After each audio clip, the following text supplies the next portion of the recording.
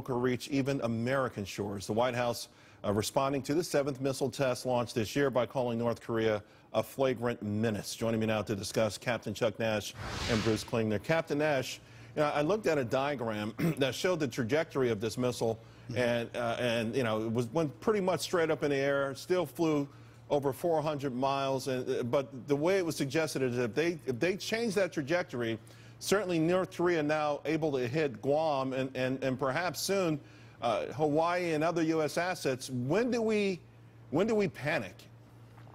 Well, I don't know when we panic, Charles, but I think when do we actually do something? We're posturing, we're doing a lot of that, we're talking a lot. There's supposed to be a big meeting at the UN Security Council tomorrow that the United States, Japan, and South Korea have called for. So there'll be more talk in New York. So expect the air to heat up there for a little bit. But in the meantime, the Chinese are saying, oh, this is not very good and it's against the UN. The Russians, Putin said, quit bullying Kim. So, it's a mixed mash of stuff out there, and nothing's going to stop it unless we do probably some surreptitious stuff to shut down their program internally and use technical means to do it, because I don't see an outright military strike coming, given the risk to South Korea were that to occur. Right. And Bruce, I want to let the audience know you were the former CIA Deputy Division Chief for Korea.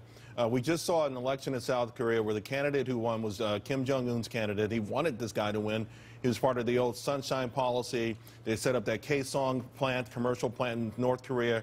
Hundreds of millions of dollars were put through that plant. So you've got the president of South Korea actually extending the olive branch.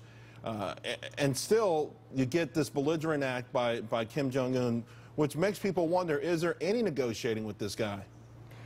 Not really. And North Korea has said they don't want to ever negotiate away their nuclear weapons. So, yeah, this weekend's missile test shows the new progressive South Korean president that Pyongyang is not going to act any differently to him than to his conservative predecessors.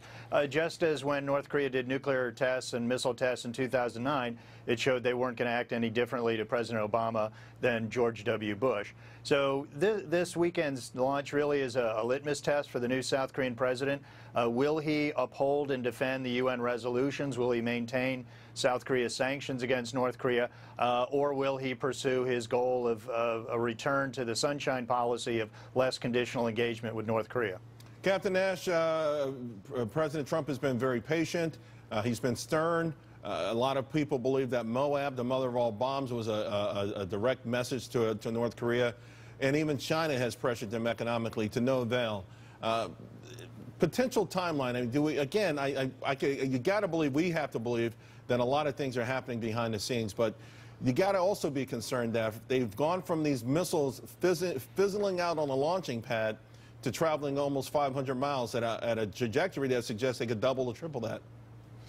Yeah, they're looking at, had you straightened that out, you could get 2,800 miles, and as you point out, that's Guam, and the United States has a significant presence, not only in Guam, but closer in when you get to Japan and elsewhere. So all of it is building toward a very bad end, and we've talked about this before, Charles, where you look at capability and you look at intent.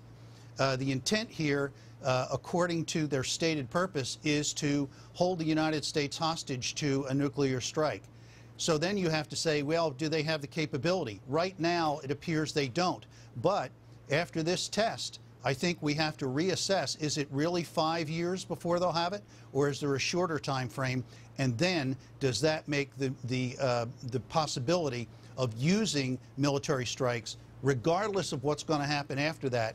But we can't let him have the capability and the intent to nuke the United States. It's absolutely a non-starter. Gentlemen, thank you both very, very much. Uproar over the new Miss USA. Her comments on healthcare and feminism have sent the left into a tizzy. We'll discuss it next.